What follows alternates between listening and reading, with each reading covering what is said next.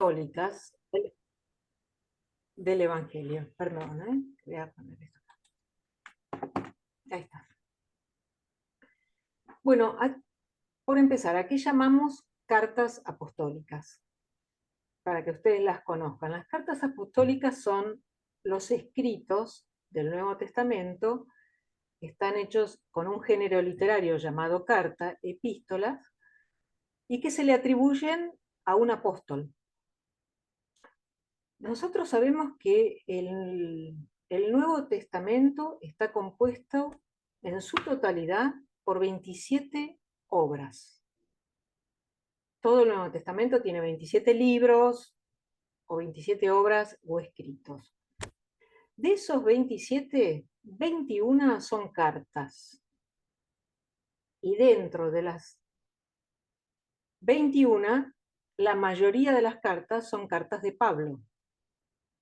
Hay 13 cartas de Pablo en el Nuevo Testamento, hay una carta que es la carta a los hebreos, que no sabemos todavía quién es de quién es la autoría, no hay seguridad, y las 7 restantes están atribuidas a los apóstoles. Estas cartas, están atribuidas a los apóstoles y se las voy a nombrar cuáles son. Una carta de Santiago, 2 cartas de Pedro, 3 cartas de Juan y una carta de Judas. Esas son las cartas que llamamos apostólicas. La particularidad que tienen es, las llamamos con el nombre del remitente, que no era común en la época. Es decir, las cartas llevan el nombre de quien las escribe. En general no era así. Por ejemplo, las cartas de Pablo, Pablo escribe a una comunidad determinada y le pone a la carta el nombre de esa comunidad. Carta a los romanos, carta a los gálatas, a los corintios, o a alguien en particular, a una persona en particular, como puede ser la carta a Filemón, la carta de Tito o a Timoteo, por ejemplo. Pero las cartas apostólicas tienen el nombre, como les decía yo, de la persona que las escribió. Justamente se cree que con esa finalidad, que no se confundan que son cartas paulinas, porque la mayoría son de Pablo en el Nuevo Testamento.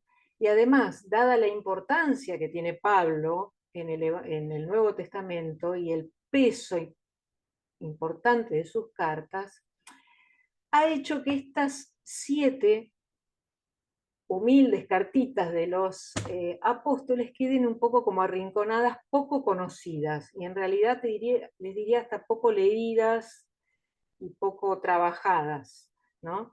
Pero son realmente cartas que tienen una fuente muy linda de sabiduría, nos dejan unas enseñanzas espirituales importantes, morales, doctrinales.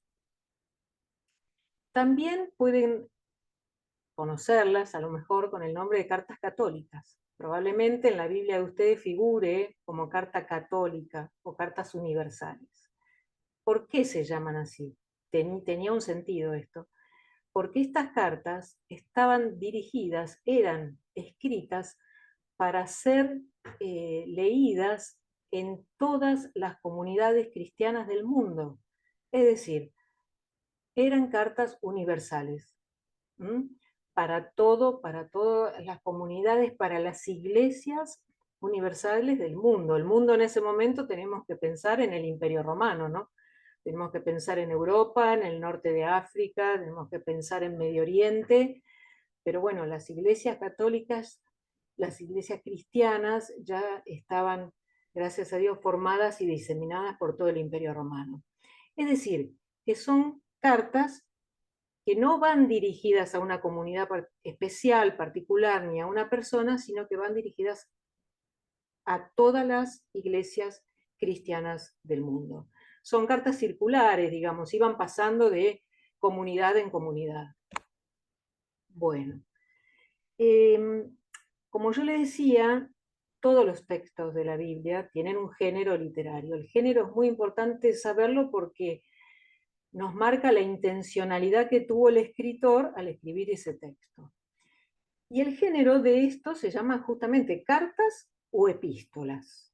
Es un género, carta o epistolar se le dice. ¿Y por qué? Porque en las cartas apostólicas tenemos los dos casos, cartas y epístolas, que no es lo mismo. Las cartas son, como sabemos todos, son escritos que escribe una persona y con un remitente y un destinatario que suele ser otra persona, y la carta es algo cerrado, la carta es algo privado, digamos, confidencial, íntimo, para ser leída por el remitente, por el destinatario. De ese tipo de cartas, en las apostólicas hay solamente dos, lo que uno llama técnicamente una carta, que es la segunda carta de Juan y la tercera carta de Juan. Esas cartas son enviadas por el escritor a una persona en particular. Pero el resto de las cartas, todas demás, la de Santiago, la 2 de Pedro, la primera de Juan y la de Judas, son epístolas. ¿Cuál es la diferencia? Que la epístola es un texto escrito para darse a conocer, es decir, para transmitir un mensaje, para transmitir una exhortación, algo que se quería dar a conocer, algo importante, para ser dado a conocer a la multitud, a las grandes comunidades, para que se lea abiertamente. También tenemos que ver, estas cartas están datadas, o sea, son escritas y se las ubica en la última década del siglo I y algunas en la primera década del siglo II. La última, la más modernita, se podría decir, es la segunda carta de Pedro. Es del siglo II. O sea, última década del primero, principios del siglo II.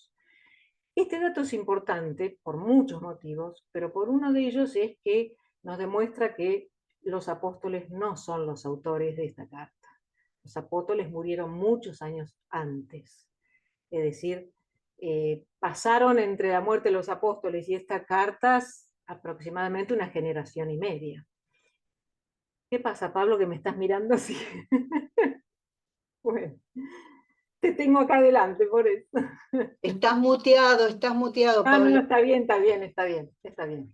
Bueno, listo, no, no, no. Eh, Estaba probando el PowerPoint que no me pasaban las imágenes. bueno, bueno, pero entonces, bueno, les decían, es un anacronismo pensar que los apóstoles escribieron estas cartas cuando ya habían muerto hacía 60 años o más, ¿no? Así que, pero ¿por qué se las llama entonces con ese nombre? Porque se usa el recurso literario típico de la edad antigua, que es la pseudonimia, ¿no? Esto pasa en casi todos los libros del Nuevo Testamento. Bueno, había una intención con este recurso, o sea, estas cartas se escriben y se firman en nombre de un apóstol porque la carta tenía más autoridad con ese nombre, mucho más peso en lo que se decía. Un mensaje escrito como que es palabra de Santiago o de Pedro pesa mucho más que de un escritor que es simplemente un discípulo.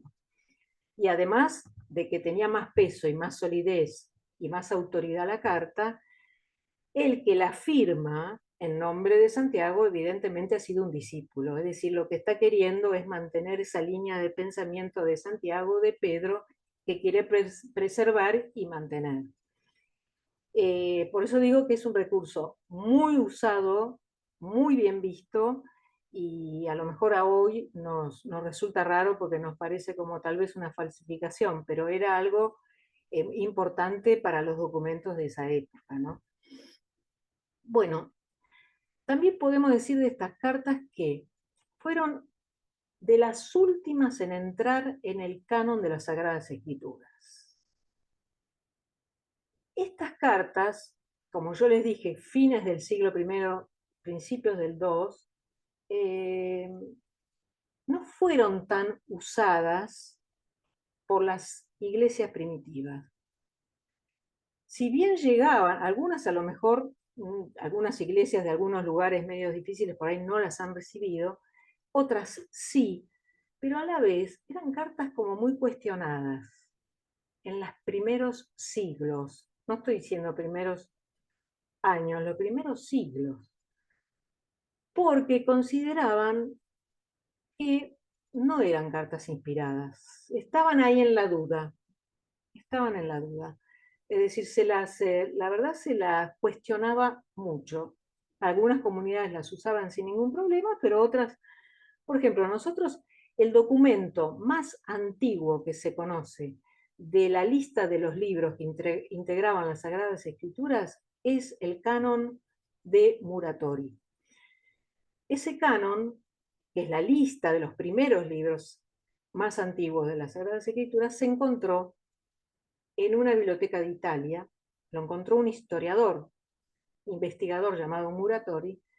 Nos quedó un fragmento de la lista, que hoy está en el Museo de Milán, que data del año 170 después de Cristo, siglo II.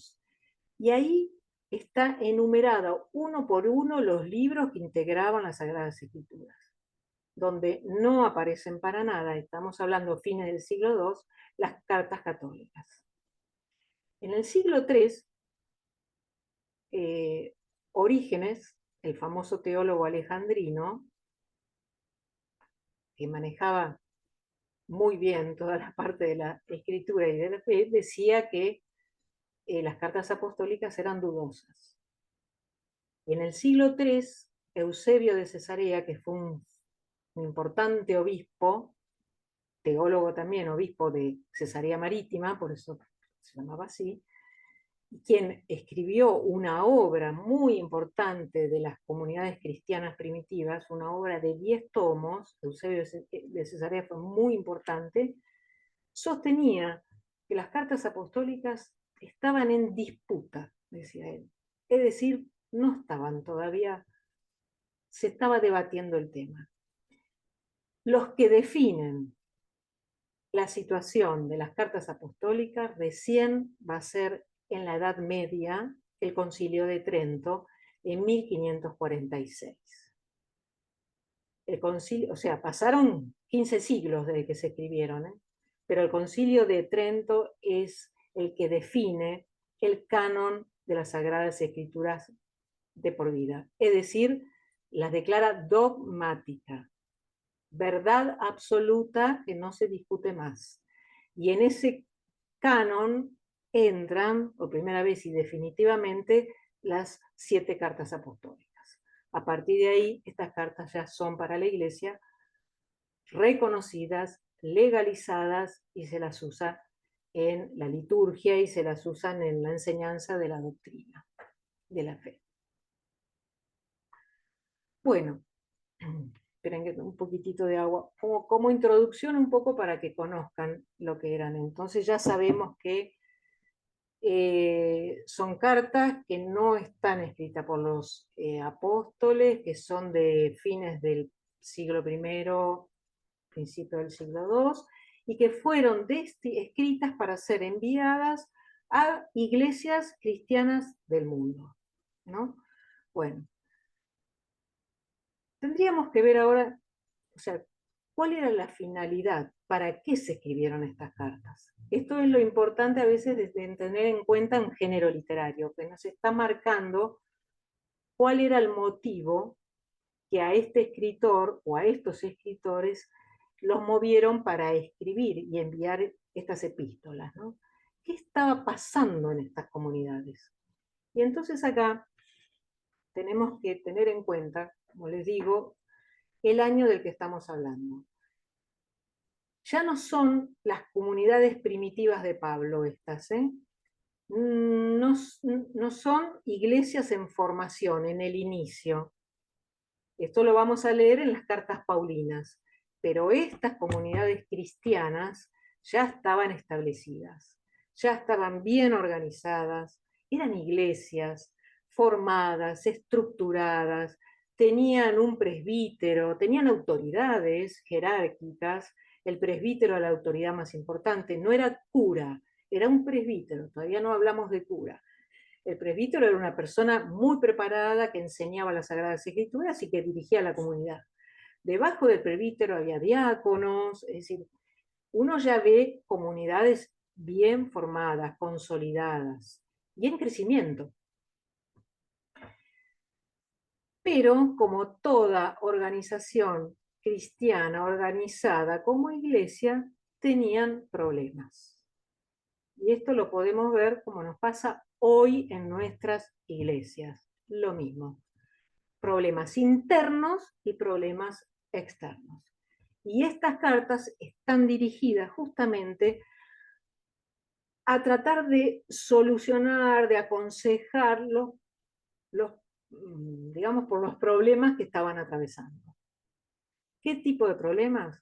Bueno, más o menos, es decir, si bien las regiones eran distintas porque estaban desparramadas por todo el mundo, los temas son los mismos. Y ahora los vamos a nombrar algunos. Los problemas de las comunidades de principios del siglo I son los mismos temas de las comunidades de las iglesias de hoy.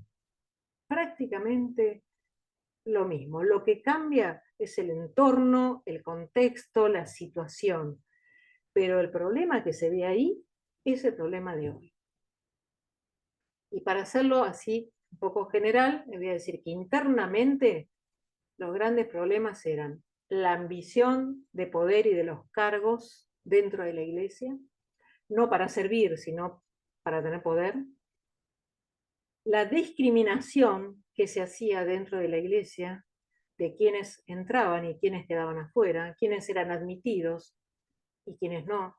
Sobre todo en esa época pesaba mucho la clase social.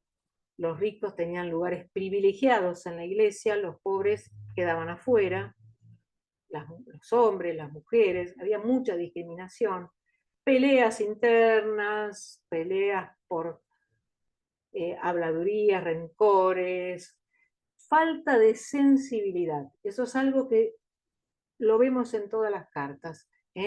La gente no está muy pendiente del que sufre, del necesitado. Hay lo que se llama, y ellos dicen, indolencia. Mucha práctica, mucha oración, mucho rezo, pero me duele muy poco lo que le pasa al de al lado. Indiferencia. Todos estos problemas los tenían cada comunidad en distintas partes del mundo.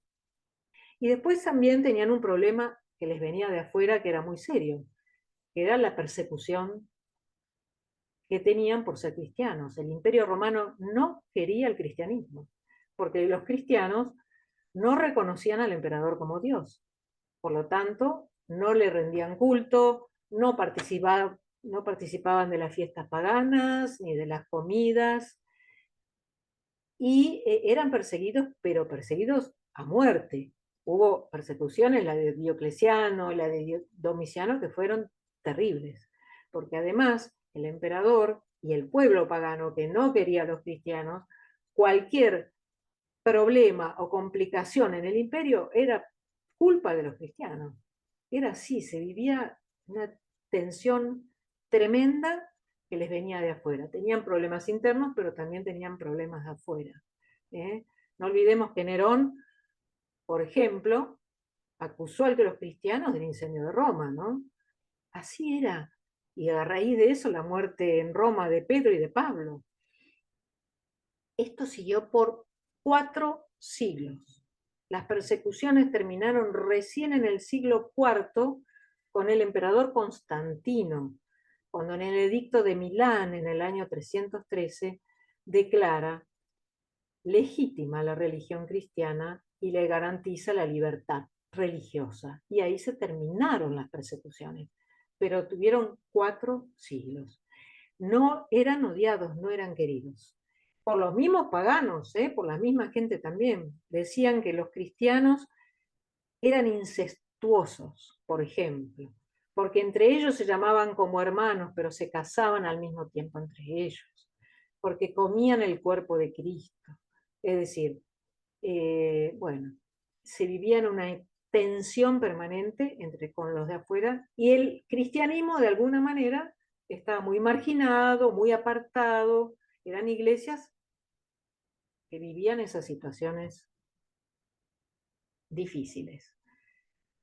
Otro tema que atraviesa a todas las cartas, como yo le digo, problemas internos, era que se veía que el cristiano, y ellos lo dicen así, que es bastante común hoy escucharlo, no se sabía si el cristiano es del mundo o está en el mundo. Así se expresaban en las cartas.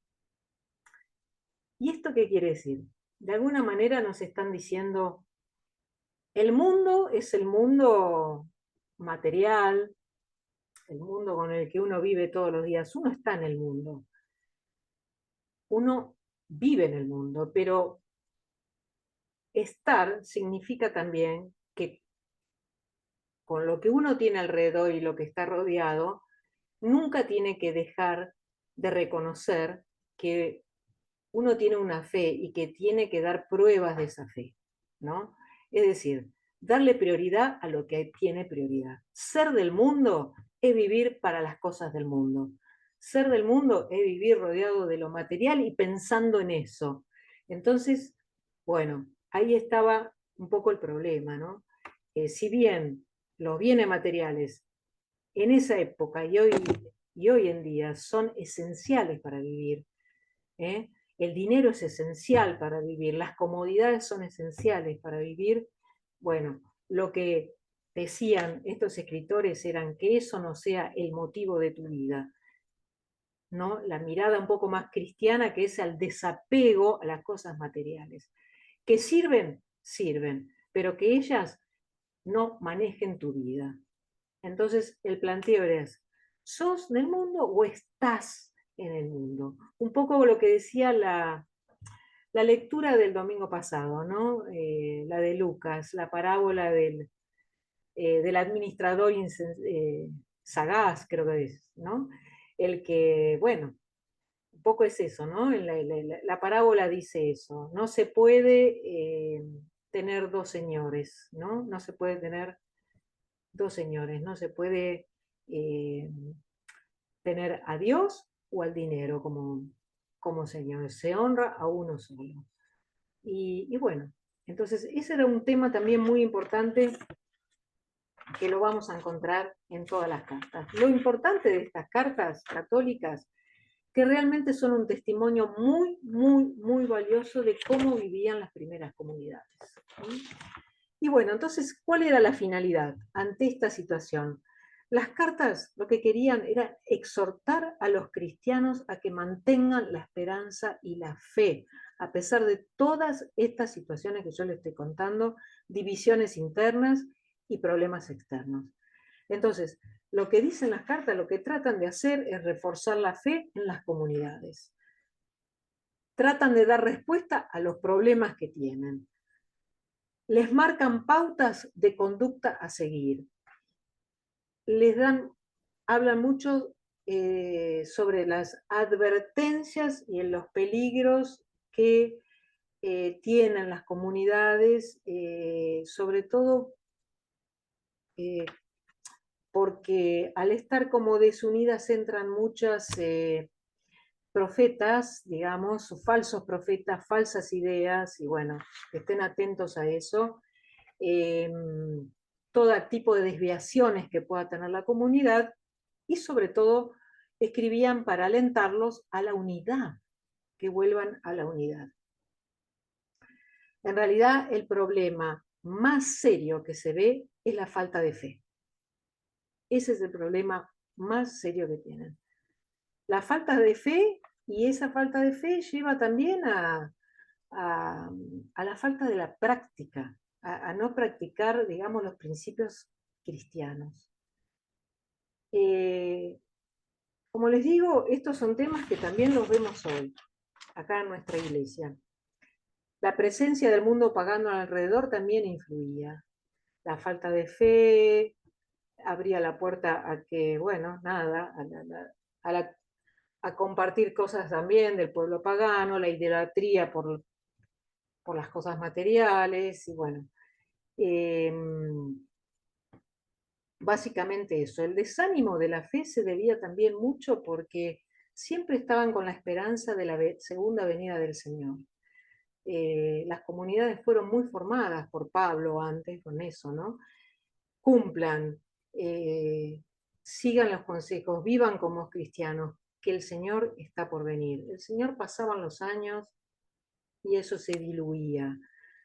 Los grandes maestros que habían tenido como Pablo, los profetas importantes o los apóstoles del momento, todos ya habían muerto, estaban lejos de los centros. Y bueno, la fe se diluía. Así que bueno, las cartas un poco entonces apuntaban a eso, ¿no? A fortalecerlo desde ese lado. En una de las cartas, por ejemplo, de Santiago, les pide Santiago a los cristianos, el cristiano decía debe guardarse de la contaminación del mundo. Y Juan, en su primera carta, dice, no amen al mundo ni las cosas del mundo. Si alguno ama al mundo, el amor del Padre no está en él. Santiago también dice, la amistad con el mundo es enemistad con Dios. Entonces lo que vemos que esta carta lo que están buscando es siempre de resolver esa dualidad, ¿no? Para iluminar bien el camino del cristiano. Esto era lo que estaba pasando. Bueno, un poco como introducción a esto que yo les estoy diciendo, ahora les quiero mostrar, vamos a ver un PowerPoint con algunas ideas principales de las cartas. Pero como yo les dije, las cartas son 7. No vamos a hablar de las 7, no las vamos a aplicar. Yo voy a hablar de las 3 que tienen más peso. Porque las otras 4, además de ser cartas muy cortitas, tratan de temas que yo voy a nombrar en estas 3 primeras cartas. La tercera carta de Juan es media carillita de la Biblia. La carta de Judas es una carilla y media. Y la segunda de Juan también. La segunda de Pedro también. Entonces yo les dejo el PowerPoint con referencias de esas cartas, pero hoy no vamos a hablar de ellas. Si ustedes la quieren leer en la semana, no hay ningún problema y cualquier duda que tengan, nos escribimos. Pero la verdad son cartas muy sencillitas, muy simples, muy fáciles de entender y se van a dar cuenta que repiten lo mismo que vamos a hablar ahora. Entonces, para mí las cartas más contundentes de las católicas es la de Santiago, la primera de Pedro y la primera de Juan. Entonces vamos a hablar ahora de ellas. Vamos a pasar a la siguiente diapositiva. Un poquito acá le puse cómo es la propuesta de este PowerPoint. Lo importante es saber a quién va dirigida la carta, como hoy les expliqué, porque es muy importante saber el destinatario. También es importante saber quién la escribe, pero más aún el destinatario, porque es allí donde vamos a encontrar el problema, digamos, el tema central de la carta. Ahí vamos a ver cuál es la problemática con la que se encuentra el autor y qué es lo que el autor nos quiere decir y qué efecto quiere producir en esas comunidades, a esos destinatarios y a nosotros, que somos los lectores. Y de alguna manera, si podemos, ver cuál es la actualidad de la carta, es decir, qué nos enseña este texto hoy. Yo, a medida que hablo, yo les pediría que sientan ustedes que esta carta, Santiago, Pedro, Juan, nos están diciendo algo a nosotros hoy, porque realmente son tan actuales, que yo a veces hablo de estas cartas en presente, porque siento que los problemas que están ahí son los que vivimos hoy en día. Y entonces les propongo a ustedes que traten de verlo y de ver si en las comunidades de ustedes, si alguno tiene una comunidad, alguna iglesia, si está trabajando allí, o en su grupo familiar, o en su grupo de amigos, o en su trabajo, o con ustedes mismos, se sienten identificados con algo de lo que pasa acá. Bueno, la primera carta entonces, o la diapositiva siguiente, son los temas de hoy. Vamos a empezar por la carta de Santiago, la primera carta de Pedro y la carta de Juan. El autor de la carta de Santiago no sabemos quién es, como yo le expliqué a ustedes hoy, pero sí sabemos que es un judeo cristiano. Es un cristiano venido del judaísmo. Y muy bien formado dentro del judaísmo, porque la carta a Santiago es una carta muy bien escrita y con unas bases judías muy fuertes. En general, todo lo que aparece y escribe Santiago y los ejemplos que pones de la fe, todo pone como ejemplo el Antiguo Testamento. Incluso cuando escribe y da consejos y exhortaciones, parece que uno estuviera leyendo el libro de la sabiduría o el libro de Proverbios. Tiene una base, una raíz judía muy fuerte. El lugar en que la escribió no es seguro, no se sabe, se cree que puede ser Jerusalén o Antioquía, son los lugares posibles. Y fíjense ustedes cómo se presenta, a quién dirige la carta, ¿no? A las comunidades judío-cristianas de la diáspora, ¿no? Comienza así, miren. Santiago, el servidor de Dios y del Señor Jesucristo, saluda a las 12 tribus dispersas por el mundo. Qué raíz judía, ¿eh? Porque realmente las 12 tribus eran el pueblo de Israel, el antiguo pueblo de Israel. Ahora, el nuevo pueblo de Dios, es decir, todas las comunidades cristianas, Santiago las llama las 12 tribus. Es el nuevo pueblo. Bueno, la diapositiva siguiente, vamos a hablar ahora cuál es el tema central de la carta. Y el tema central, como yo les dije, es la fe. La fe del discípulo de Jesús. Ese era el tema crucial que atravesaba todas las comunidades de la época, ¿no? La falta de fe. Entonces había que reforzar esto. ¿Cómo debía ser la fe del discípulo de Jesús para Santiago? Una fe valiente, fecunda y coherente. Valiente en las adversidades. Sabían que la situación no era fácil, pero debían mantenerse firmes y no abandonar la fe. Usa la palabra perseverar, creo que en 4 o 5 versículos la usa como 7 veces. Perseveren, perseveren, perseveren en la fe. Incluso les dice, en el versículo 1, capítulo 1, versículo 6, les dice, pidan a Dios sabiduría. Eso les pide. En lugar de decir fe, les dice sabiduría. Miren si no es judío, ¿eh? Pida a Dios sabiduría. Es muy linda la carta, muy bien escrita. Porque Dios es generoso y Dios les da, pero pidan con fe.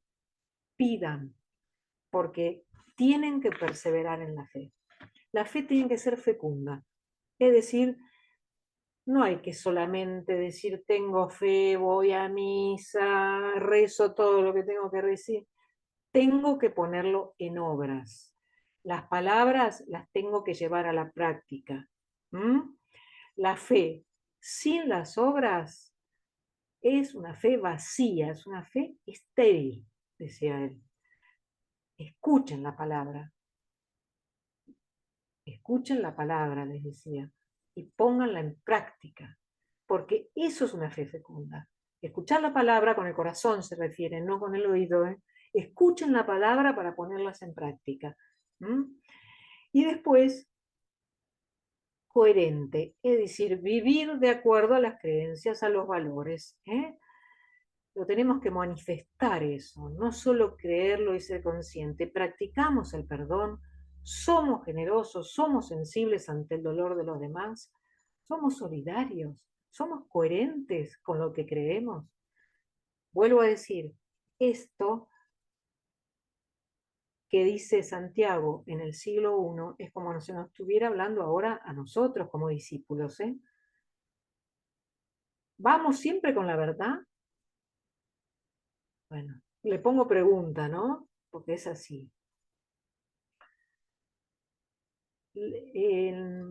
Hay dos temas, además del tema de la fe, hay dos preocupaciones puntuales de Santiago que las vamos a ver en la siguiente diapositiva, que son muy fuertes dentro de la carta, que él lo marca, que son los conflictos que se presentan en las comunidades cristianas justamente por dos temas fundamentales. Lo acabamos de ver, la fe y las obras.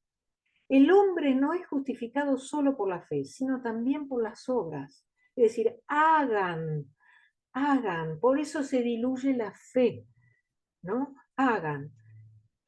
El hombre no es justificado, es decir, no te salvás solamente por creer, te salvás porque en lo que crees lo tenés que manifestar, lo tenés que demostrar.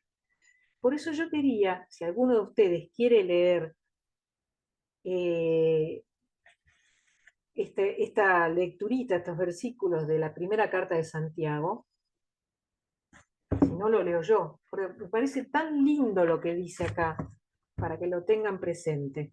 Yo lo leo si querés. Sí, dale, Pablo, buenísimo. ¿De qué sirve, hermanos míos, que alguien diga, tengo fe, si no tiene obras? ¿Acaso podrá salvarle la fe? Si un hermano o una hermana están desnudos y carecen del sustento diario, y alguno de vosotros les dice, id en paz, calentaos y hartaos, pero no les dais lo necesario para el cuerpo, ¿de qué sirve? Pues así es también la fe, si no tiene obras, está realmente muerta. Y al contrario, alguno podrá decir, ¿tienes tu fe? Pues yo tengo obras. Muéstrame tu fe sin obras, y yo te mostraré por las obras mi fe. ¿Crees que hay un solo Dios? Estupendo, pero también los demonios creen y tiemblan. ¿Te Hasta entera- ahí, ¿Hasta Pablo. ahí? Listo. Hasta ahí, gracias. ¿Se comprendió este texto? Es decir, están los que dicen, yo con la fe estoy salvado. Esto fue un poco el mensaje de Pablo. Por eso viene un poco acá el choque, ¿no? Pablo decía, con solo tener fe uno está salvado. Santiago dice, se necesitan las obras. En realidad no es que Pablo estaba mal, pero Pablo daba a entender que con la fe venían las obras. Pero acá estamos diciendo esto, ¿no? Unos dicen yo tengo fe y el otro dice no, bueno, pero yo hago obras. Sí, podés tener fe y no hacer obras y podés hacer obras sin tener fe, porque es verdad. Entonces, acá lo que está diciendo es eso, ¿no? La fe, o sea, escuchen la palabra y actúen de acuerdo a lo que el corazón te dice. Es decir, una vida sin obras es un cuerpo, decía él, sin vida. Una vida sin obras es como un cuerpo sin vidas. Así que este fue un tema muy puntual para él. Y otro conflicto que él veía en las comunidades es el tema de la responsabilidad social de la fe. Vuelvo a decir, piensen que esto nos está hablando ahora, Santiago, ¿eh? Responsabilidad social de la fe. Como cristianos, ¿qué respuesta, qué hacemos ante nuestra sociedad, nuestro momento que nos toca vivir, nuestra comunidad? Fíjense los problemas sociales. Discriminación de los pobres. Y eso pasaba en las comunidades cristianas. Allá, hace tiempo y hoy. Discriminación de los pobres. El poder del opresor de los ricos sobre los pobres. La ayuda al necesitado en palabras, pero también en obras de misericordia. La responsabilidad frente al hermano extraviado. Hoy hay muchos extraviados en nuestra sociedad, en nuestras comunidades. El poder negativo de hablar y del juzgar. Y ocuparse de las viudas y de los huérfanos, de la gente vulnerable. Hoy podríamos agregar unos cuantos a esta lista, ¿no? Desocupados, ¿eh? Eh, jubilados, discapacitados. Bueno, esos eran los temas fundamentales donde él decía que la respuesta cristiana tenía que estar presente en la sociedad. Bueno, en la siguiente diapositiva, ya para ir terminando la Carta de Santiago, le estoy dando los lineamientos. Les dice y les aconseja, hermanos, ustedes no pueden tener fe y hacer acepción de personas. Eso no es tener fe. Y este era un problema que vivían estas comunidades, la discriminación dentro de la iglesia. Y bueno, hoy pasa, ¿o no? hoy sigue pasando.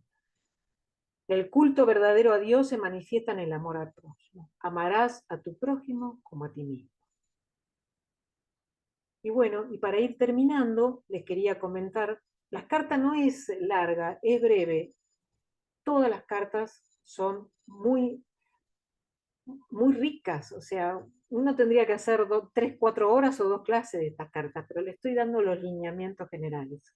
Al final de la carta se aconseja llamar a los ancianos de la comunidad cuando hay un enfermo, para que oren por el enfermo, por él, y lo unjan con aceite, con el fin de perdonar sus pecados y recuperar su salud.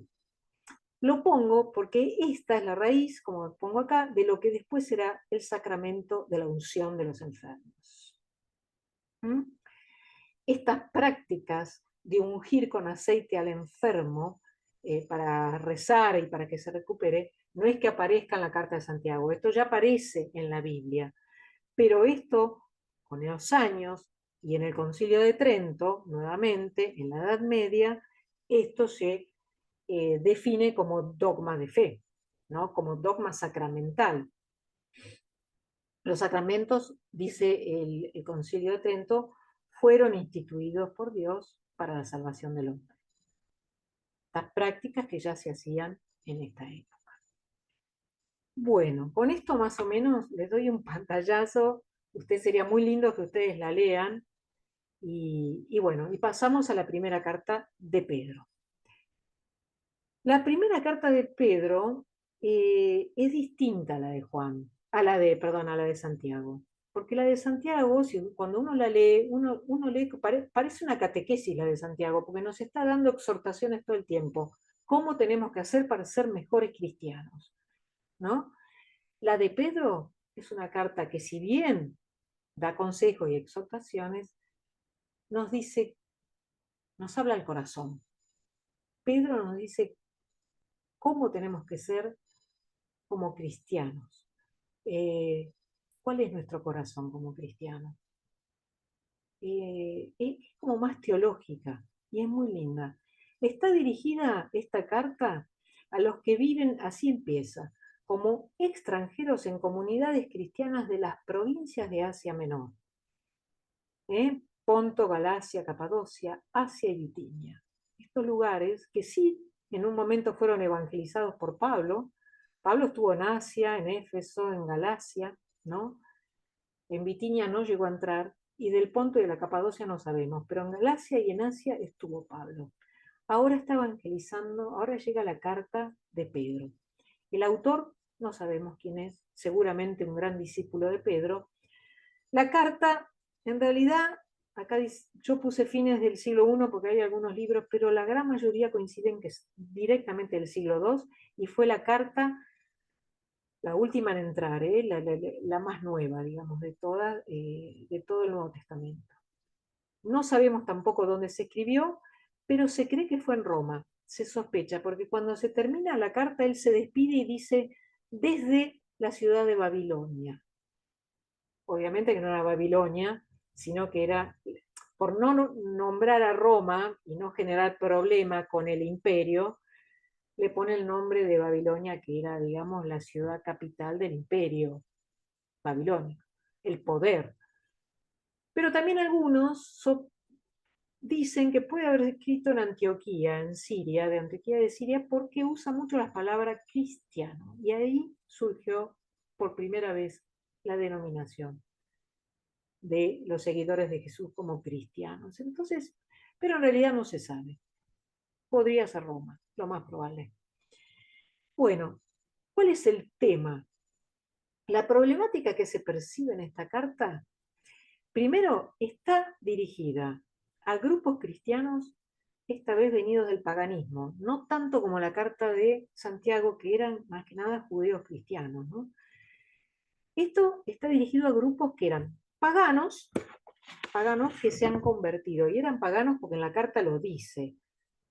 Pedro dice así: ya es bastante el tiempo que ustedes han vivido como paganos, entregándose a los malos deseos, a las borracheras y a todo tipo de exceso e idolatrías.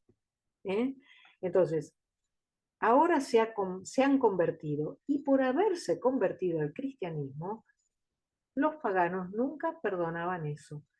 Entonces vivían, por ser cristianos y aceptar la fe, en situaciones de violencia y sufrimiento permanente. Eran despreciados, criticados, agredidos públicamente por el resto del mundo pagano, justamente por esto, por ser cristianos. Además, y eso se lo ve en la carta cuando uno se lo lee, realmente se nota que eran cristianos de condición muy humilde. Si bien eran de la zona de lo que es hoy la Turquía, por las ciudades que nombra ahí, eran campesinos, no eran de las grandes ciudades. Era gente que trabajaba en el campo, eran obreros, eran pastores, algunos incluso esclavos. Y lo dice porque en la carta de Pedro dice, díganle a sus patrones en un momento, ¿no? Así que era gente muy sencilla y muy vulnerable. También sufrieron las persecuciones durante el emperador Domiciano, ¿no? Situación difícil. Bueno, en la siguiente diapositiva vamos a ver algo que también, esto es muy lindo porque Pedro dice, a pesar de todo lo que están sufriendo, a pesar de ser una comunidad vulnerable, ustedes son una comunidad que renacen a una vida nueva por el bautismo. Esto es hermoso porque es una carta que habla, realmente es una carta bautismal, realmente es una homilía bautismal. Para Pedro, lo aclara muy bien en la comunidad, que el bautismo no es un rito externo de tirarse agua, ¿no? No es solo llevar, como dice acá, agua al cuerpo, ¿no? Sino que es algo mucho más profundo. El bautismo es una gran transformación espiritual, porque lo que hay que hacer es un cambio de vida, es morir al pecado y renacer una vida nueva. El bautismo no es una vez cuando me echaron agua y nunca más. El bautismo es algo de todos los días del cristiano. Todos los días morimos y renacemos a una vida nueva, ¿no? Entonces, es muy lindo lo que habla de eso, porque les dice, morimos al pecado, pero renacemos a alimentarnos de la palabra, ¿no? De la vida. Y tiene que para eso haber una gran transformación en nuestra vida. El bautismo es eso, es morir para resucitar, permanentemente. Y en la próxima diapositiva, y ahora, también el autor acá los sigue exhortando y les sigue diciendo, sigan firmes en la fe, aún en medio de los sufrimientos. Centrar la mirada en Cristo como modelo del sufrimiento. Evidentemente esta gente estaba sufriendo mucho y una manera de consuelo era decir, miren a Cristo. Él murió sufriendo, su pasión fue dura, pero resucitó. Del sufrimiento se sale y se sale mejor. El sufrimiento sirve para perfeccionarnos en la fe. Exhortarlos a responder a los sufrimientos sin venganza, sino dando testimonio conforme de las enseñanzas de la fe. Te hicieron sufrir, no respondas con el sufrimiento, responde con el buen ejemplo del cristiano, que el otro se va a sorprender y va a aprender y te va a terminar admirando. Porque es así. La carta aconseja respeto a las autoridades, incluso al emperador. No devuelvan mal por mal ni insulto por insulto, ¿no? Es un consejo, una exhortación para preservar la fe también y el ejemplo del cristiano. En la siguiente diapositiva, y acá me gustaría que, no sé si alguno quiere leer este texto que yo les pedí de la primera de Pedro, capítulo 2, versículo del 4 al 9, porque es bellísimo. Seguramente lo han leído y lo conocen.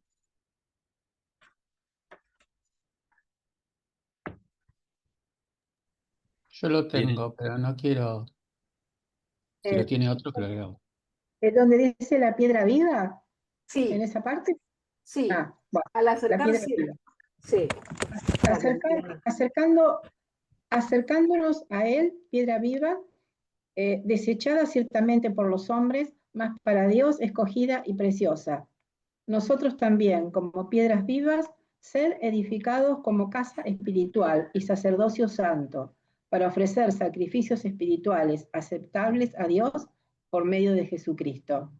Por lo cual también contiene la Escritura. He aquí, pongo en Sión la principal piedra del ángulo, escogida, preciosa, y el que creyere en él no será avergonzado. Para vosotros, pues, los que creéis, él es precioso, pero para los que no creen, la piedra que los edificadores desecharon ha venido a ser la cabeza del ángulo. Piedra de tropiezo y roca que hace caer, porque tropiezan en la palabra siendo desobedientes, a lo cual fueron también destinados. ¿Sigo? ¿Sí? ¿Sigo? Sí, poquito más. El pueblo de Dios. Mas vosotros sois linaje escogido, real sacerdocio, nación santa, pueblo adquirido por Dios, para que anunciéis las virtudes de aquel que os llamó de las tinieblas a la luz admirable. Vosotros, que en otro tiempo no erais pueblo, pero que ahora sois pueblo de Dios, que en otro tiempo no habíais alcanzado misericordia, pero ahora habéis alcanzado misericordia. Vivid Bueno, como gracias Liliana, ¿eh? Gracias. Este texto es bellísimo, porque este texto nos da la verdadera identidad a nosotros como cristianos. A mí por lo menos me conmueve mucho. Primero, Jesús, piedra viva, ¿no? Jesús, piedra viva, porque de Él nacemos a la vida. Es decir, Él es piedra porque es cimiento, la piedra es símbolo de cimiento, donde uno se apoya para tener fe. Y Él es piedra viva porque tiene vida, porque nos da vida, y porque además nosotros, al recibir la vida de Él, somos también piedra que construimos un templo junto a Él. Y entonces Él dice, piedra viva, desechada por los hombres, pero elegida preciosa por Dios. Elegida, desechada por los hombres, por el pueblo de Israel no lo reconoció, pero Dios lo amó y lo resucitó. También ustedes participan como piedras vivas en la construcción. Nosotros también somos sus piedras, ¿no? Y bueno, de Él nacemos y de Él nos construimos en un templo espiritual. Esto es lindísimo. No nos está hablando de que somos espirituales porque estamos en otra parte del mundo. Nos está diciendo que nosotros somos el templo de Dios, en contraposición a lo que era el templo en Jerusalén. Dios moraba en Jerusalén en un templo material. Ahí estaba, no en la gente. La gente tenía que peregrinar para acercarse a Dios. Y ahora nos está diciendo, ustedes son el templo espiritual. Ustedes llevan a Dios en el corazón. ¿Mm? Entonces, son piedras vivas unidas a Cristo. ¿Mm? Él es, obviamente, la piedra angular. Nosotros somos piedras que construimos junto a Él. Él es la piedra angular, la piedra que no se puede tocar porque todo se desmoronaría. Es el sostén de nuestro templo. Y además dice algo muy lindo, son linaje elegido, es decir, somos los hijos de Dios, somos los descendientes. Sacerdocio real, todos somos sacerdotes a partir del bautismo, no solo los curas. Todos participamos del sacerdocio, todos tenemos acceso a Dios a través de un solo mediador que es Cristo. Y además como sacerdocio, que quiere decir sacerdocio, quiere decir ordenarse, ofrendar, tenemos también como cristianos que ofrendarnos. Así como Jesús dio su vida para dar vida, nosotros tenemos que ofrendarnos. No solo rezar, ayudar al prójimo, dar nuestra vida para dar vida. Y sacerdocio real, real significa que somos partícipes y pertenecemos al reino de Dios. Por eso somos reales, sacerdocio real. Nación santa, somos el pueblo elegido y consagrado. Además, pueblo adquirido para anunciar las grandezas del que lo llamó. Estamos llamados a ser discípulos, todos, cada uno de nosotros, predicar y vivir dando testimonio de la palabra. Anunciar, el profeta, somos profetas también. El profeta anuncia y denuncia lo que no es palabra de Dios. Entonces, de alguna manera, esta carta nos está definiendo un poco como pueblo. Ámense, sean hospitalarios y pongan los dones que han recibido al servicio de los demás. Díganme si no nos está hablando ahora a nosotros. La primera, entonces, carta de Pedro, es una invitación como cristianos a vivir alegres en medio del sufrimiento. Hoy los cristianos sufrimos, porque en los padecimientos y con esperanza, a pesar del sufrimiento, se sale, se renace y se vive. Ese es el ejemplo que nos deja esta carta de Pedro. Y por último, para terminar, quiero hablar algo sobre la primera carta de Juan. Estas, en realidad son 3 cartas, como yo les dije, ¿no? El lugar del origen, muy probable que estas cartas sean de Asia Menor, de la ciudad de Éfeso. Eso es casi seguro. Pero la primera de estas 3 en realidad no es una carta, es un tratado relacionado con el Evangelio de Juan. Es decir, es como un apéndice del Evangelio. Es un texto escrito para dar respuesta a muchos problemas que se presentaban en ese momento de la situación que estaban viviendo, pero que por ahí el Evangelio de Juan no daba mucha respuesta a algunos temas puntuales. Por eso hubo necesidad de agregar esta carta. Esta carta, como les digo, es un anexo, sería del Evangelio de Juan. Las otras 2 sí son cartas. Las otras son técnicamente cartas porque son 2 cartas que las escribe un tal presbítero que no sabemos quién es, y se las escribe a una señora que se llamaba, me sale Esdra, pero no es Esdra, pero es parecido, ahora no me acuerdo el nombre, que no sabemos si en realidad es una mujer o es una comunidad religiosa. Le escribe para advertirles de los falsos maestros, que tengan cuidado de todos ellos que van a enseñar estas ideas religiosas raras que se están infiltrando. Bueno, los advierte. Y lo mismo la tercera carta, que es muy pequeña, muy pocas, es un párrafo nada más, que le escribe a su amigo Cayo para agradecerle que recibió una comitiva que él le mandó. Bueno, quiero decir, son cartas porque realmente son cartas particulares y privadas, ¿no? La que tiene peso es la primera carta de Juan. Entonces, en la siguiente diapositiva vamos a ver que la problemática que se ve en esta carta, y que por eso se escribe para dar respuesta a estos problemas, dice que hay crisis en las comunidades cristianas por la aparición de falsas doctrinas que amenazaban la unidad de la iglesia. Y además dice, esa gente, esos falsos maestros, esos falsos profetas, salieron de entre nosotros, dice, salieron de adentro de la comunidad cristiana. Salieron, pero no eran de los nuestros. Ellos son los que intentan engañar y son los falsos maestros y los llama los anticristos. Eran maestros que encima cobraban mucho dinero para enseñar doctrinas falsas. En la siguiente diapositiva vemos que ¿qué enseñaban estos falsos maestros? ¿Por qué era tan preocupante? Porque negaban que Jesús era el Cristo. Negaban a Jesús manifestado en la carne. Es decir, Jesús no era ese que veíamos, no era ese hombre que sufrió. No era entonces, si no era, ¿qué sentido tuvo todo, no? ¿Qué sentido tuvo que Él sufriera, que Él muriera, que Él muerte de cruz, su pasión, su resurrección? ¿Qué sentido tenía entonces?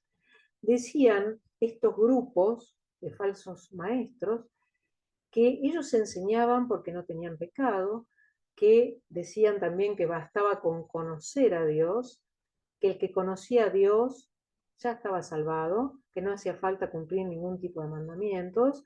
Ellos se consideraban también inspirados por el Espíritu Santo, por eso ejercían estas enseñanzas. Y todo esto va a dar origen, en realidad, fines ya del siglo I y después por varios siglos más, a la herejía llamada gnosticismo, que se empieza a gestar en esta época y que por eso se ven en la necesidad de escribir esta carta, dar respuesta a estos problemas gnósticos que por ahí el Evangelio no los tenía muy resueltos, o porque apuntó para otro lado, pero faltaba dar respuesta a esto. El gnosticismo fue una herejía importante, digo que hasta hoy existe, ¿eh? Y bueno, fue un movimiento religioso filosófico, ¿no? Y que decía que, bueno, gnosis viene, quiere decir conocimiento, o sea, el hombre llega a salvarse, a salvar el alma, no el cuerpo no servía, solo a través del conocimiento. Solo el que tenía conocimiento profundo de Dios era el que se salvaba, y que eran muy pocos y muy selectos. Entonces, bueno, había que dar respuesta a todo esto, ¿no? Y en la última, creo que es de las diapositivas, ya estamos terminando, los dos temas centrales, sacando esto, de hablarle a los falsos maestros, esta carta se sustenta en dos pilares, muy linda, que es el amor. Sin amor no se puede conocer a Dios porque Dios es amor. Y esta es la definición más linda que hay en la Biblia de Dios. Está en la primera carta de Juan. No hay otra manera de definir a Dios. Tal vez ustedes, si tienen, la compartimos. Dios es amor. Y sin amor, si no sentimos amor, no podemos tener fe, no podemos acercarnos a Dios. Como dice en la carta, ¿cómo puede ser que tengan amor por Dios que no lo conocen y no aman al hermano que lo conoce? Entonces, a lo que apunta justamente es al amor como fundamento de la vida, de la nueva vida que uno tiene transformada en fe de vida, ¿no? El que ama al hermano ha pasado de la muerte a la vida, o sea, vivir significa tener amor. Y tener amor no es hacer obras solamente, ¿eh? No es vestir al que está desnudo. Eso es muy bueno, es bárbaro, pero esto va mucho más profundo. Acá te está diciendo, no es vestir al hermano, es querer vestirlo, es sentir amor por el hermano. No es nada fácil, pero es fundamental. Por eso me gusta mucho esta carta, porque nos está diciendo, con el amor nos salvamos, con el amor nos salvamos. Así como Pablo en su carta decía, con la fe te salvás, y Santiago te dice, con la fe y las obras, Juan te dice, con el amor es suficiente, pero no es fácil. Y el otro tema es la vida eterna. Si crees en Jesús y vivís como Él vivió, tenés la vida eterna. Pero, y esto es muy importante, no es creer y vivir de cualquier manera, es vivir como Jesús lo hizo. Esto es dificilísimo, porque Jesús vivió con amor por todos, y sufrió, y tuvo una pasión terrible, pero hubo amor en todo eso, porque uno siempre ve el dolor, pero hubo amor, hubo entrega de Jesús. Jesús llegó a eso por amor a nosotros. Entonces, somos capaces de dar todo, de vivir como Jesús lo hizo. Es difícil, no es sencillo. ¿Somos capaces de dar la vida por otros? ¿Somos capaces de dar la vida como lo hizo Jesús, incluso por los que estaban matándolo? Porque dio la vida por el que lo crucificó. Entonces, no es sencillo, pero en eso consiste la verdadera vida. Y desde ahí, desde ese momento, que por lo menos nos ponemos en ese camino de tratar de vivir como Jesús vivió, estamos viviendo la vida eterna. La vida eterna no es después que morimos, es hoy, desde el momento que seguimos el camino de Jesús. Y la carta lo dice al final: todo esto que les escribo es para que sepan que hoy, ahora ya tienen vida eterna. No, yo doy por... Sí, creo que acá termina, porque me parecía que estas eran las 3 cartas más importantes. Van a ver que en el PowerPoint está la segunda de Pedro que no hablé, la segunda y tercera de Juan que no dije y la de Judas. Son muy simples. Les dejé el PowerPoint, lo hablamos, cualquier cosita en la semana. Pero primero les agradezco a los que leyeron. No sé cómo estamos. Uy, me pasé de tiempo. Me gustaría leerles 2 minutos algo, si ustedes quieren, y el que no se puede retirar,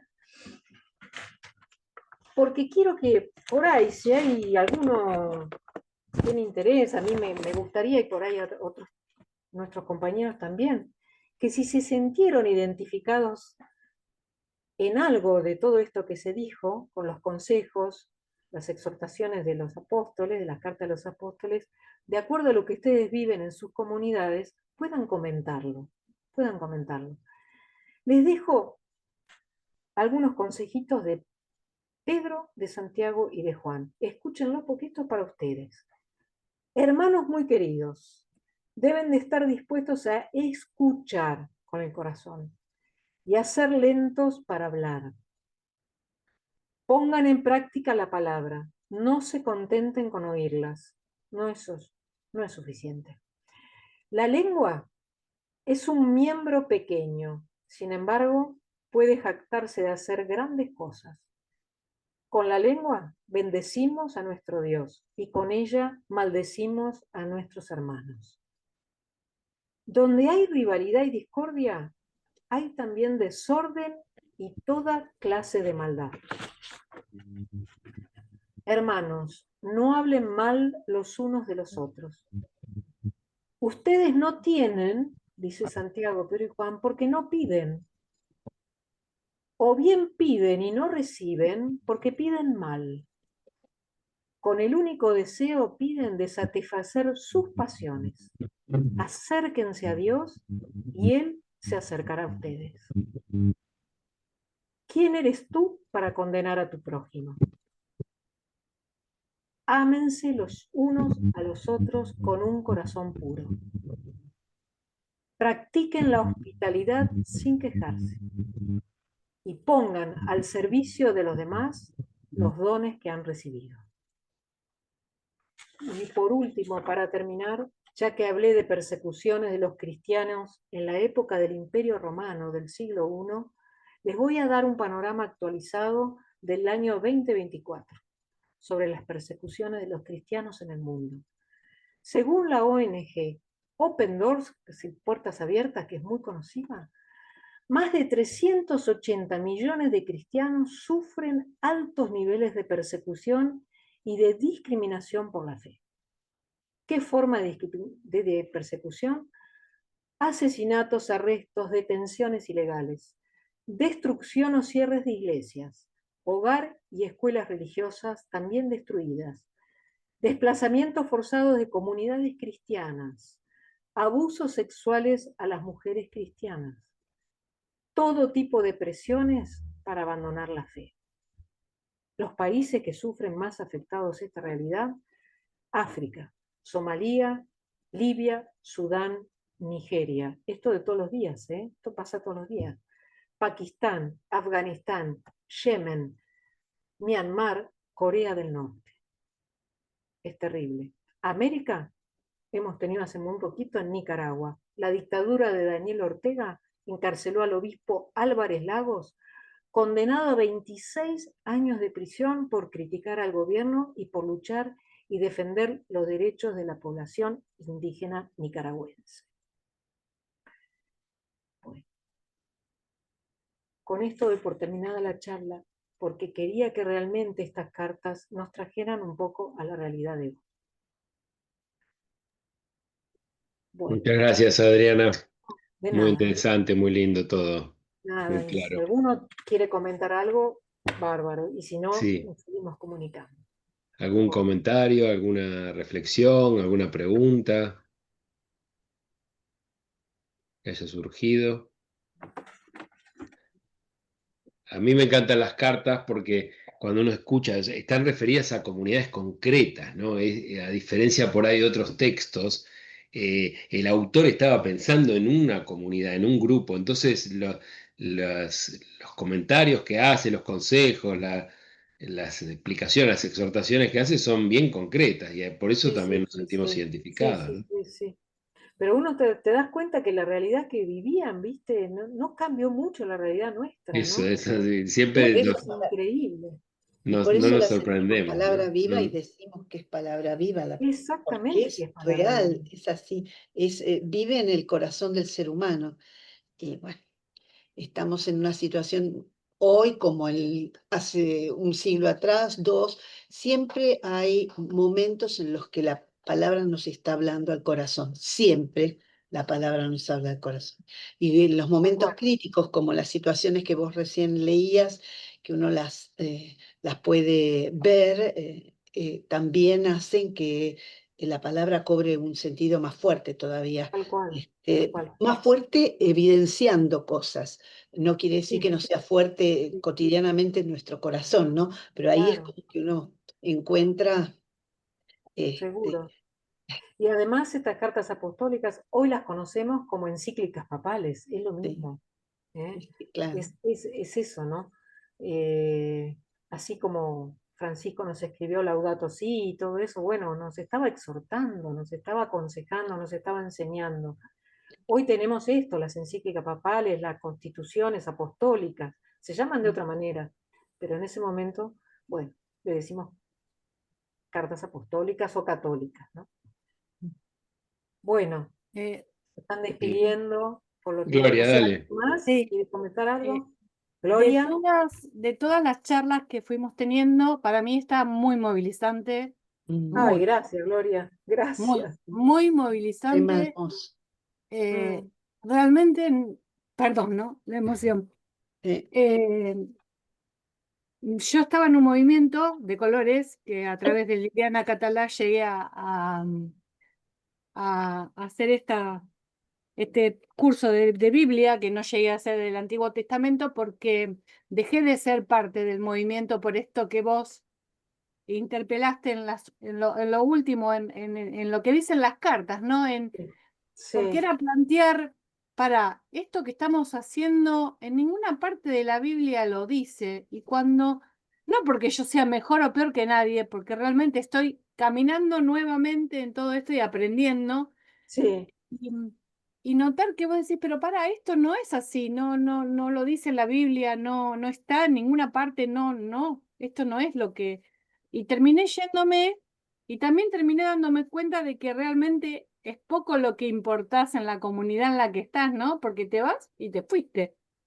no sos tan imprescindible, No, ¿viste? no pasa por ser A mí, imprescindible, no, sino no, ya sé. por preocuparse por el otro, ¿no? Porque Exacto, exacto. saber qué pasó, por qué, o sea, qué podemos hacer para mejorar. Mira, Lucho con eso de, está bien si me fui, totalmente. me tendría que haber quedado para modificar, pero ves que hay un montón de gente que camina para el mismo lado, y vos es un solo loco que quiere cambiar, y Te no sé, comprendo es tanto raro. porque a mí me pasó muy parecido también. A mí me pasó muy parecido en una catequesis y bueno, terminé dejando de dar catequesis para chicos porque me pasaba lo mismo que a vos. Así que te entiendo y esto mismo es exactamente.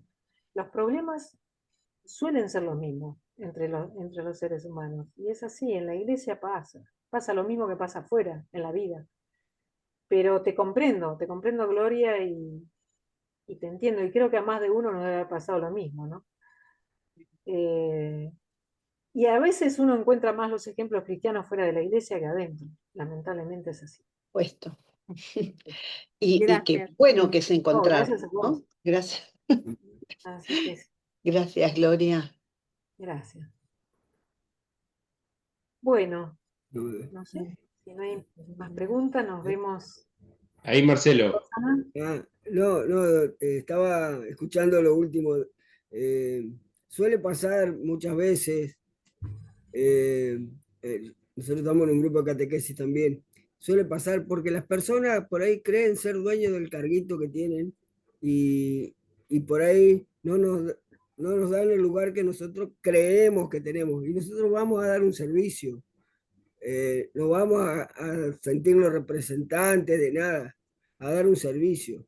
Y muchas veces el demonio te hace pensar de que vos tenés que ser protagonista y que como este quiere ser más que vos. No, porque vos no vas a ser figura de ni protagonista de nada en el movimiento que te encuentres. A nosotros Sí, nos pasó en la renovación carismática también, en una época nos fuimos y también nos pasó lo que dice Gloria ahí. Pero después ya con el tiempo uno empieza a madurar espiritualmente y a entender de que esas tentaciones siempre van a estar, de querer ser más importante que el otro, y pero sí, fundamentalmente nosotros vamos a dar un servicio para la gloria de Dios, no para fulanito que es el encargado, el referente del grupo, del movimiento. Entonces, no es importante esa persona, lo importante es a qué vamos. exacto. Sí, Pero bueno, uno lo va entendiendo ya cuando es más grande, ¿no? Antes nos pasaba, sí. yo cuando me fui a la renovación me sentí, ay, ¿cómo y nadie me llama para ver qué me pasó, por qué me fui? Creía que yo era importante, ¿viste? Sino también, Bueno, también aceptar la condición humana, ¿no? Porque hace 2000 años, en las primeras comunidades, con todo el ideal, pasaba lo mismo, y ahora pasa, y es probable que dentro de Es 2000 años vuelva a que pasar los algo seres más o humanos menos lo somos mismo. los Sigue pasando. mismos, sí, somos sí. los mismos. Eso es lo que tenemos que entender, que el ser humano es ser humano desde la creación, desde que Dios nos puso en la tierra. Y realmente las cosas que nos pasan son siempre más o menos las mismas. Por eso la palabra es viva, porque nos está hablando al corazón, ¿no? Por eso nos emocionan estas cartas o nos emocionamos cuando leemos la primera carta de Juan y decimos, Dios mío, es- esto es precioso, esto es lo que quiero vivir. Bueno, tengamos esto, ¿no? Presente, Sí, recurramos a la palabra desde ese lugar, ¿no? sí. Para Sí, pero vivirla. a veces nos falta eso, como decía recién, ahí no me acuerdo el nombre, que Marcelo no me puede llama ser. Marcelo. Marcelo, que no me llamabas Marcelo. por teléfono. Es importante ese gesto, es importante, hay que Sí, pero hacerlo. para Son la detalles gloria nuestra. menores, Rosana y Marcelo.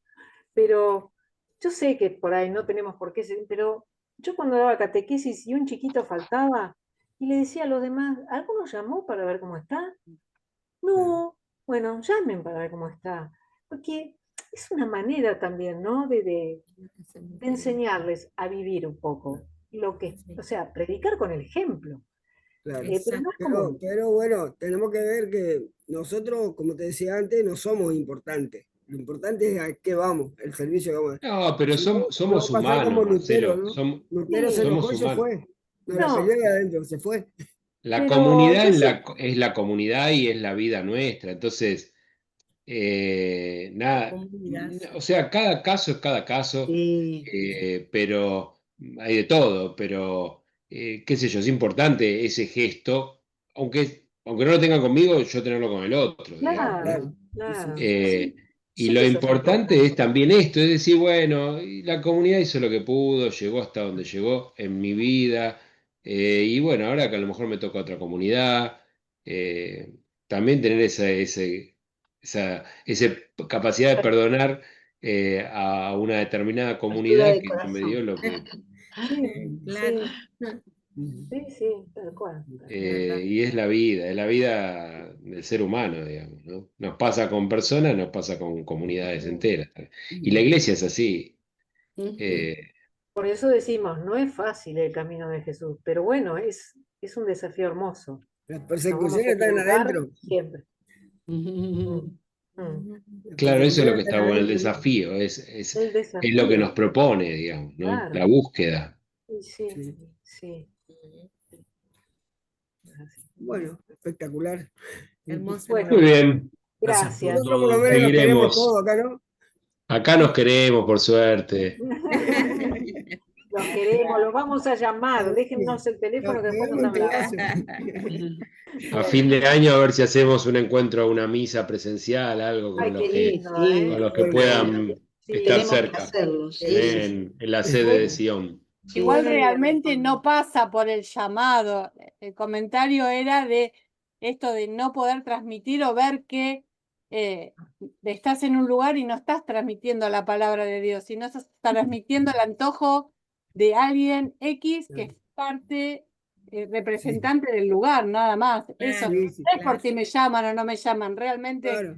Y uno No, lo que no, tiene que buscar es siempre a Dios yo estoy constantemente en búsqueda de Dios en otros lados. Sí, se entiende. Aprendiendo, sabiendo, conociendo, no es por si me llaman o no me llaman, No, chicos. no, por No, supuesto, por supuesto, No te pasa comprendo por ahí. es un perfectamente, signo ¿no? eso. Desde ya. Esto fue un No pasa. comentario, pero sí. No pasó por ahí el comentario, realmente, No, sino no. por Cada el evangelio. situación es distinta y cada Muy persona razonable también lo lo que vive dice Gloria, distinto. porque es lo que pasa. Sí. No, totalmente pasa. Bueno, muy bien. Bueno, ¿Les parece? Nos vemos el miércoles que viene Nos con vemos las el cartas de miércoles que Pablo, viene. ahora sí. Nos vemos. vemos. Gracias, Un Hasta descanso. luego. muchas gracias. Gracias, Chao, Nos vemos. chao. igualmente. Chau, Gracias, chau. Adri. Hermoso. Gracias.